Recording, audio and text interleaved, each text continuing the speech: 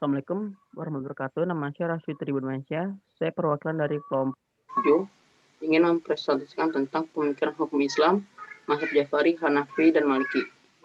Ada Ida Bagus Ausi Bima Sakti, Hakil Maulawi, dan saya sendiri Rashid Tribunmansyah.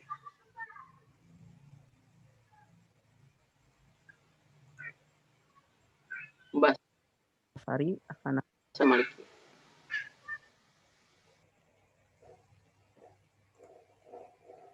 Pemikiran hukum Islam. Hukum Islam adalah hukum yang bersumber dari Al-Quran dan menjadi bagian dari agama Islam. Istilah kunci dalam hukum Islam yaitu syariah, fikih, al-fikih, mazhab, fatwa, dan qaul. Islam sebagai norma hukum dan etika. Mazhab utama dan pendekatan hukum yang mereka pakai terhadap kajian sampai kepada disiplin-disiplin utama, studi hukum, dan cabang-cabangnya, serta yang terakhir mengenai tokoh dan karya terpenting dalam perkembangan mutakhir kajian-kajian hukum Islam. Pemikiran hukum mazhab Jafari. Kelahiran dan silsilah Imam Abu Ja'far Shadiq. Abu Ja'far As-Shadiq terlahir di kota Madinah pada tahun 80 Hijriah dan wafat di kota yang sama pada tahun 148 Hijriah dalam usia 68 tahun. Adalah Ja'far bin Muhammad bin Ali Zainal Abidin bin Husain bin Ali bin Abu Thalib, anak Rasulullah, dan istri putri beliau Fatimah. Imam Ja'far As-Shadiq dikenal memiliki sifat kedermawanan dan kemurahan hatinya yang besar sebagaimana Rasulullah. Adalah orang perjalanan keilmuan Imam Abu Ja'far As-Shadiq. Imam Ja'far As-Shadiq ia sempat menjumpai sahabat-sahabat Nabi yang misalnya Sa'd bin Sa'id As-Sa'idi dan Anas bin Malik. Ia juga berguru pada Syaidu Tabi'in Atta bin Abi Rabah, Muhammad Az-Zuhri, dan Abdullah bin Abi serta Ikrimah Maulana Ibnu Abbas. Ilmunya berasal dari Madinah. Pemikiran hukum mazhab Jafari.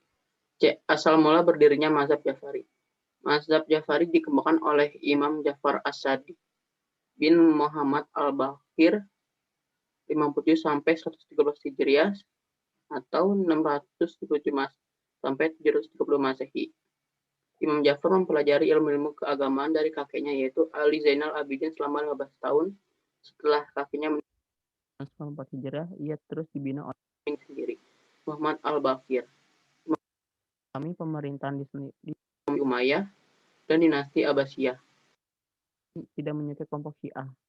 Dianggap salah satu imam Syiah atau imam keenam. Imam Ja'far kurang perhatian dengan kehidupan politik.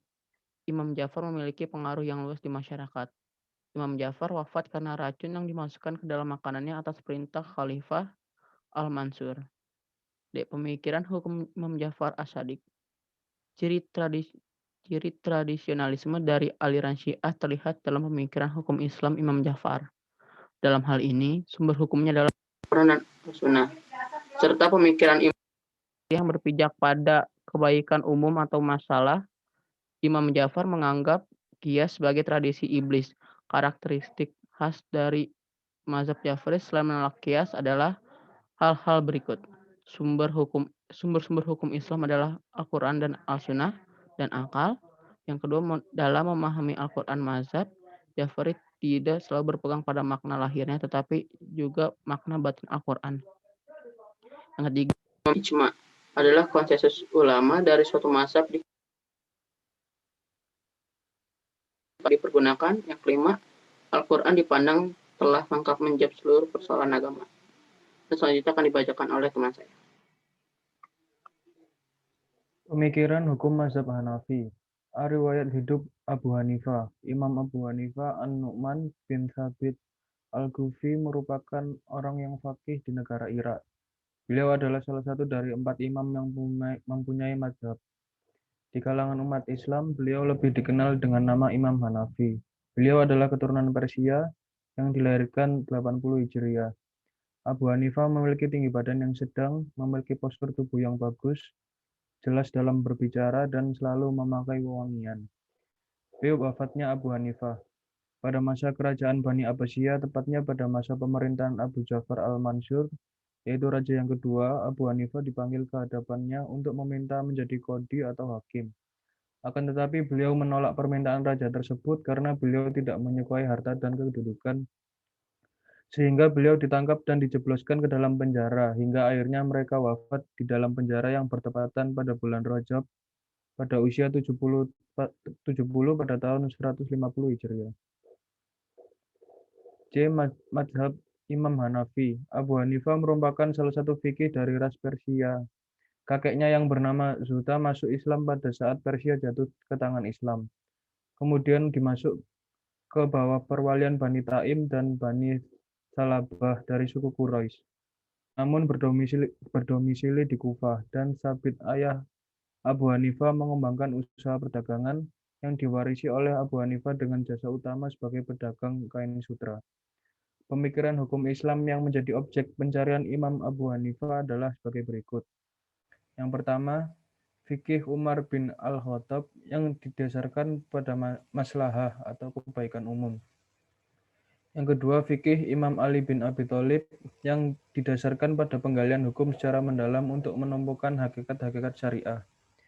Yang ketiga, fikih Abdullah bin Mas'ud yang didasarkan pada takhrij terhadap berbagai pendapat. Yang terakhir, fikih Abdullah bin Abbas yang didasarkan pada tafsir Al-Quran. Pengaruh mazhab Imam Hanafi. Secara umum, murid Imam Abu Hanifah dibagi menjadi dua kelompok besar, yaitu kelompok yang tidak selalu mendampinginya dan kelompok yang selalu mendampinginya, atau mulazamah daimah, sekaligus mengambil ilmu darinya sampai Imam Abu Hanifah meninggal dunia. Imam Abu Hanifah tidak meninggalkan karya apapun kecuali artikel-artikel pendek yang ditulis atas namanya, seperti Al-Fiqh, Al-Akbar, Al-Alim wa Al-Muta'lim, artikelnya yang menyanggah pendapat Qadariyah. Semua artikel ini berisi tentang ilmu kalam dan nasihat kebaikan. Tidak satupun buku ditulis Imam Abu Hanifah mengenai hukum Islam. Akan tetapi para muridnya telah berjasa membukukan pemikiran dan pendapat-pendapatnya. Di antara muridnya yang berjasa ada dua orang, yaitu Imam Abu Yusuf dan Muhammad bin Al-Hasan Asy-Syaibani.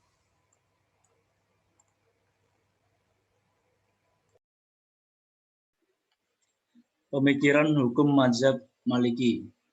Yang pertama dari riwayat hidup.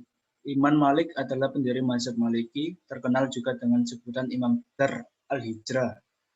Menurut buku Ulumul Hadis mengatakan, ia lahir pada tahun 94 Hijriah atau 712 Masehi, tetapi bertambah mayoritas adalah beliau lahir pada 93 Hijriah.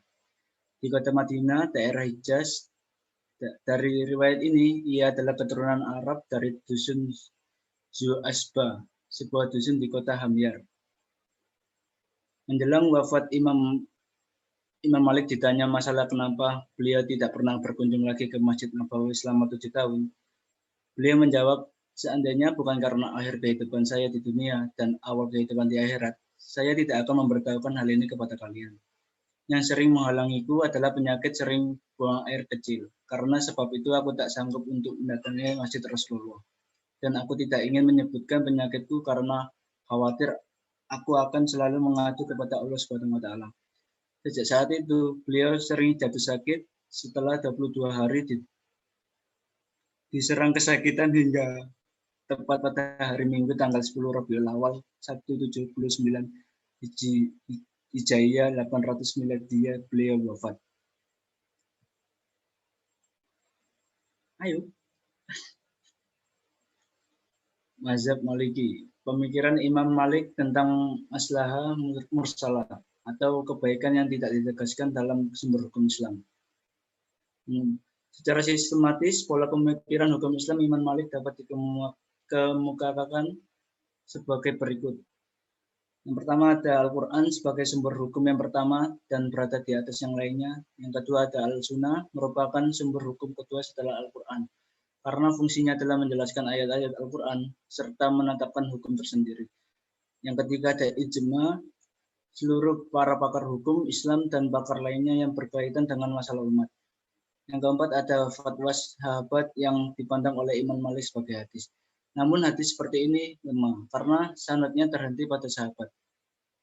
Yang kelima ada al-maslahah dan al-mursalah, menetapkan hukum untuk kasus hukum dengan mempertimbangkan tujuan syariah, yakni memelihara agama jika jiwa, akal, harta, dan keturunan yang proses analisisnya lebih banyak ditentukan oleh nalar pakar hukum Islam sendiri. Pengaruh mazhab Imam Maliki. Pemikiran hukum Imam Malik dikembangkan kepada generasi selanjutnya melalui dua jalan, yaitu melalui kitab yang ditulis Imam Malik, terutama Al-Muwatta, serta melalui para muridnya. Imam Malik memiliki murid-murid yang terkemuka dan berperan penting dalam penyebaran mazhab Maliki, yakni Abdullah bin Wahib. Ia belajar kepada Imam Malik selama 20 tahun dan menyebarkan mazhab Maliki di Mesir. Lalu ada Abdurrahman bin Qasim. Ia belajar bersama Imam Malik selama 20 tahun. Ia merupakan murid yang paling berjasa dalam membukukan pendapat Imam Malik, juga memiliki beberapa pendapat yang berbeda dengan Imam Malik. Yang ketiga ada Ashab bin Abdul Aziz Al-Qaisi Al-Amiri. Ia merupakan murid Imam Malik yang memiliki hubungan pertemanan akrab dengan Imam Syafi'i. Ia telah menyusun kitab yang dinamakan Mudawwana Ashab atau Kutub Ashab. Lalu ada Imam Syafi'i yang pendiri mazhab Syafi'i. Sekian dari kelompok kami. Wassalamualaikum warahmatullahi wabarakatuh.